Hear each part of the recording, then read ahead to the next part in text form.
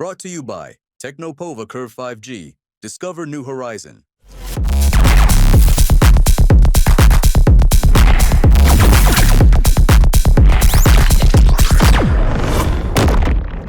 पढ़ाई के साथ साथ एक दूसरे के प्रति सम्मान का भाव भी होना चाहिए। अपने से बड़ों बुजुर्गों का भी सम्मान का भाव होना चाहिए।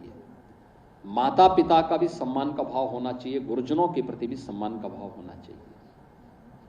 समाज के प्रति अपनी जिम्मेदारियों का भाव भी होना चाहिए और राष्ट्र के प्रति भी अपनी जवाबदेही का भाव हम सबके मन में होना चाहिए। राष्ट्रीय संपत्ति को नुकसान नहीं पहुंचाना चाहिए।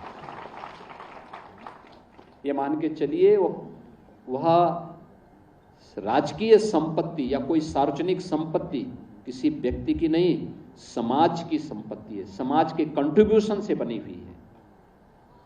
उसका नुकसान नहीं होना चाहिए। कोई नुकसान करता है तो उसको टोकिए। अगर कमजोर पड़ रहे हैं तो उसकी कंप्लेंट करिए कि फलाने व्यक्ति ने उसका आज तो आपके पास मोबाइल फोन आ चुका है, बाकी उसके पोस्टर और उसकी वसूली का काम हम अपने आप करवा देंगे। क्योंकि संपत्ति बनाने में और उसको आगे बढ़ाने में मेहनत करनी पड़ती है। जब केंद्र और राज्य सरकार मिलकर के प्रयास करती है तब ये चीजें आगे बढ़ती हैं। अन्यथा उजाड़ने में समय नहीं लगता। और यह सार्वजनिक संपत्ति राष्ट्र की संपत्ति है, हम सबकी सामूहिक जवाबदेही का हिस्सा है। उस पर हमें ध्यान देना होगा।